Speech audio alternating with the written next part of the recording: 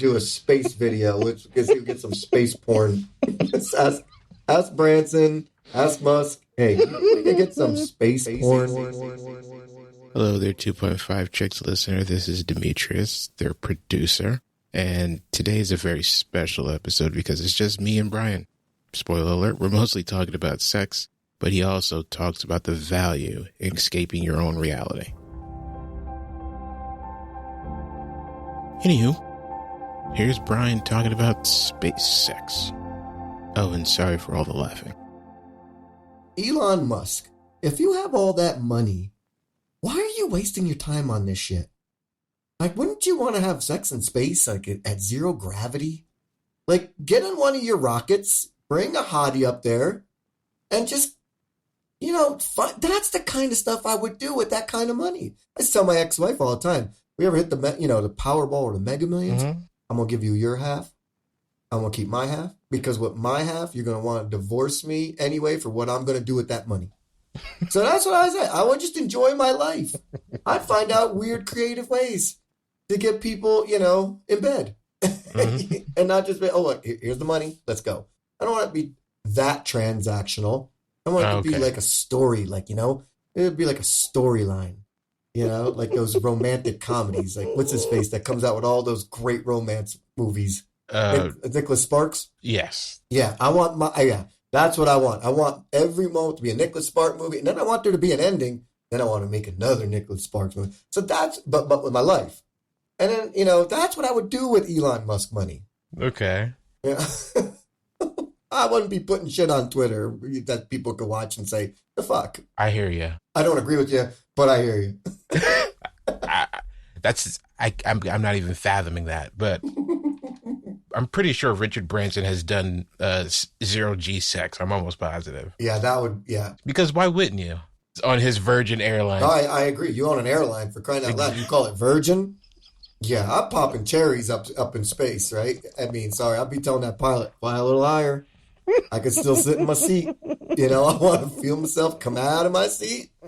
I like to see what it's like to pop a load. See, I did it again. Pop off, right? I told you, I need a better word. I need to see someone, I want to see what it's like when you come in space. That shit just floating around like Tang, right? White Tang. I mean, that's the kind of stuff you do with that money. See, now these are the real questions that we should be asking these astronauts. Like, what are y'all doing? Like, what kind of jerk-off sessions do you guys have in space? Like, what is going on? Yeah, I guess the friction factor would still be the same because it's the skin. But like, where do you hide it? Do you put it in like a fake poop bag or somebody be like, oh shit, it come floating by you. Hey, what if it hits you? God damn it, Steve! Like, what are we doing out here, man? I wonder if any of those astronauts had sex in the space stations and stuff. They've had to. That's what I say. Right? If there's any astronauts listening, I want to know, do you have had sex in space? These are the questions that NASA doesn't want you asking. Yeah, and I don't understand why, because what's wrong with having sex in space? So what? What would be a first space baby conceived in space? That would make sense when people start naming their kids like 7 and 12 and shit. Naming them space because he was conceived in space makes perfect sense to me. Right? I mean, come on, that would be awesome. Call them like Mars or something, like stars. I mean, the view. I mean, that's got to be pretty romantic, seeing this blue Earth out in this complete vacuum, right, of space where there is no up and down. And just, that's got to be pretty romantic. I mean, it's something. And I'm saying it like it's heterosexual, but even dudes, right, homosexual, like, don't they find it romantic? I mean, I'm sorry. They're like, who's going to see us? Right? Like, who's going to see us up here? Do what you want to do, right? Turn the camera off, put a sock over it. Like, you ain't got to put it on the doorknob. Put it over the camera. So you're saying hour 1, we get into space. That's what we're doing? Yes. Why not? I don't understand. That's the important thing. They're floating around in space. Really, there's no purpose to it at this point. Circumnavigating the Earth. What's the point anymore, right? Well, you're not getting out and fixing up a satellite, right? Maybe you are, maybe you're, I don't know. Maybe you're going to the space station to go, drop off supplies or something. But on the trip, we got a little time before we get there, right? It doesn't happen. It's not like going down to the grocery store, right? It's not a 20-minute ride. We're talking like a month-long ride, like a 3-week, whatever it is. You know, I don't know how fast they travel, 16,000 miles an hour as the Earth rotates, but like, who knows? But on that trip, there's got to be like, you know, how many cards got to go from betting, you know, Cracker Jacks to take your clothes off, take spacesuit off, you know? Strip space poker. It just doesn't make sense that they don't do that. You bring up valid points. These are, again, I'm 37, and this is the first time I'm even thinking about this. And I feel kind of ashamed about that. Like, how did I never think that, of course, they'd be fucking in space? Of course. Like I said, don't know why. You fuck everybody else, everywhere else. Why not space? It is the last frontier. You might as well frontier it. Front rear it, back rear it, whatever you need to rear it. Do it. You're in space, for crying out loud. Put that in the log. Right? Imagine it, you're going out, you hit one of these crucial buttons. Hits the booster or something like that. Throws you off course. Oh my God. That's insane. I'm going to be thinking about that for like the next week or so, at least. Okay, that's good. That's a lot. We could do a space video, which we could get some space porn. Ask Branson, ask Musk. Hey, we could get some space porn.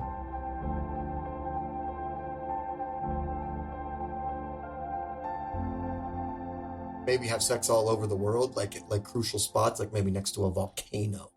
Ooh. You know, maybe while there's like the 20-year storm in Australia and out on the beach, right? And then the cherry on top is space sex, right? Mm-hmm.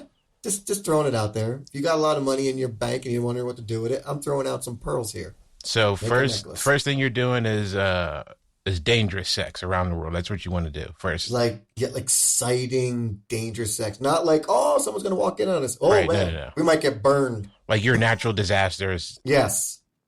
Yep. Here comes a tornado. Like try to keep it up. Let's go. You know, let's try to keep a heart on while we're doing this, while this tornado's coming at us. That's the ultimate storm chaser, right? My whole goal is not to see the storm, but to have sex in it. So you're not chasing the storm, you're chasing the nut, is what you're chasing. Chasing busting the nut. Yes. I'm not chasing nut. You're not chasing the storms. You're like, I don't really care about that. I'm not a meteorologist. Just tell me where it's going to be. I'll be there. And if I'm trying to have mine or whatever before it gets here. Yep. Like, you know, like out in the ocean with blood around you in the water with a cramp. Try to have sex during that, right? With, you know, shark bait with a cramp in your leg and you can't keep it, you know? All right. Totally digressed here. All right, so you just try to do the most extreme things. I mean, listen, I want nothing more for you than life. Like, I want this for you. This sounds absurd. I need to hit that Powerball. The next time it gets up to a $1.35 billion, I'm going to ask everybody to pull in and help me win that thing. And I will video all of my scenarios for you. Okay? You give me that $1.35 billion, I will film the scenarios. Oh my God. So we got chumming up in water, we got tornado chasing, we got volcano sex. Yeah. Hurricane sex, that's pretty easy. You can know that weeks out. That's no big deal. Earthquake sex. you know that weeks out. Go down into the Caribbean during hurricane season. Yeah, like that's easy. Yeah. Earthquake sex. Well, you know, there's earthquakes here all the time in Reno. Right. Like they're all like 4s or 3, 4, 5. And you do feel a shimmer every once in a while. So I don't know. It would have to be the big one, like the the one that happened in Los Angeles or something like that. That's the kind where something's gonna, like the roof's gonna fall on your head while you're under the desk taking cover. You're knocking one out. So that's kind of that kind of stuff. And we're not talking masturbation here. You're like, it's not self-love. No, gotcha. Maybe masturbation is like, yeah, you're right. No, we can't discard it. It's actually trying to keep a hard on during a stress situation, right? Just the stress of your life. Sometimes you can't keep a hard on when everything's going wonderful, but you had a bad day at work. It's difficult. Like you go home, you try to, like your girl wants to do something, your guy wants to do something, right? It's like, I'm not really in the mood. But what if there's an earthquake? The ground's rumbling, the house is falling apart. You try to rub one out, try to keep it up. That'd be impressive. It'd be impressive. Imagine telling everybody, what were you doing? Jerking off. In the doorway, though. In the doorway. I was in the doorway, though. I was in the bathtub. Yeah. I was in the bathtub. I was sick. Come on, I'm not an idiot. Come on now. Oh, man. I will admit I ran out from under the door jamb once just to grab the soap to tube it up to keep it going. I was a little unsafe at that moment. So. And I don't know, during an earthquake, I don't think a door jam's really going to help. There's science behind it, but I don't really know it. Yeah, but if you're on the second floor and you're underneath the door jamb, and I get it, you got the frame out of the door and everything, is a little extra sturdiness, but if the floor gives out, it doesn't matter where you're fucking standing. Ooh, how about a backdraft type scenario where the place is burning? Oh, no, I'm going to be honest with you on this one. I'm going to have to throw, the lava one, when I said it, I kind of sweat a little bit. I didn't want to admit it, but yeah, I sweated out a little bit because the idea of burning, I feel horrible. I don't ever want to burn to death. I'm sorry. Okay. I mean, it's scary. I see burn victims in real life, I feel horrible for these. Horrible. That just the pain, the pain of your skin being cooked. No, I don't. I'll throw that one out the window. No more fire for me. Not even think about it.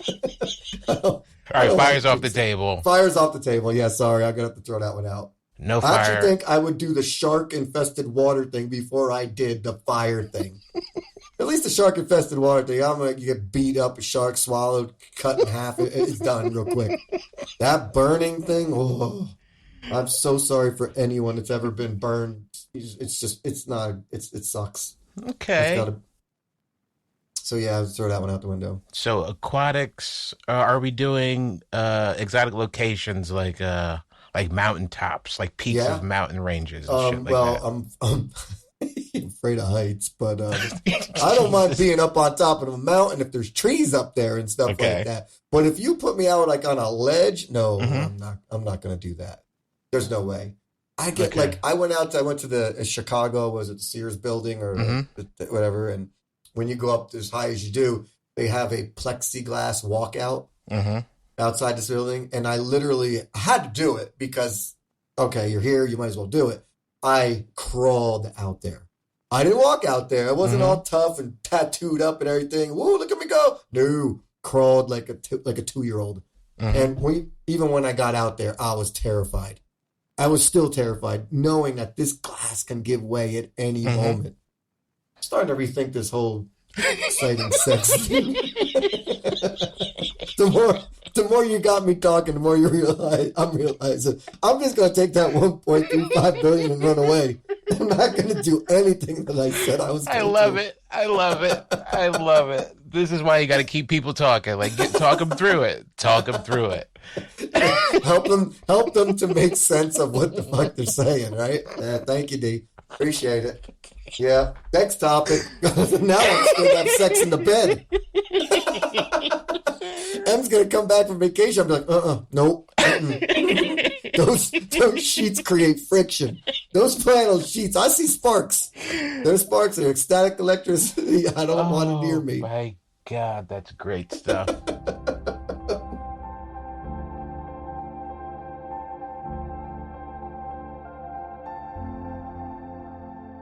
I get it though. I mean, even us, the older generation, right? It was we're walking around and we're looking for something more entertaining than our lives, right? I listened to a comedian the other day, and it was so true. And I forgot the guy's name. I wish I could give him a shout out. But the fact of the matter is, he said something about, there's a guy at home. I'm at home playing my video games, and my wife comes home. She's like, there you go. Being a kid again. He's like, yeah, motherfucking right, I'm being a kid again. He goes, I just worked all day. I just had to be an adult. I want to live in fantasy world. Let me live in fantasy world for a little while, right? And it's so true, right? I pick on people all the time for playing video games. But I get it now. I eat crow now, and I'm like, no, I totally get it. I could see why you got to go to work all day, deal with human beings that are all annoying. I'm sorry, and I'm not saying I'm not annoying, but I'm saying, but in my perception, it's like being a babysitter all the time. You've got to deal with all these different personalities when you get home, and you put on that Instagram thing, or you put on that video, that video game you're playing. It doesn't matter what it is. Living in that fantasy world, going and watching a movie where, like, you're watching Willow, or you're watching, Star Wars and shit like that. I get it. You want to live vicariously through, fiction. It's easy, right? And I get it now. I didn't get it in the beginning. I thought I was like Mr. Cool Guy. Oh, you're a real man. You play video games. Yeah, real men do play video games. I'm sorry. They deal with a bunch of bullshit at work all day. They come home and play video games.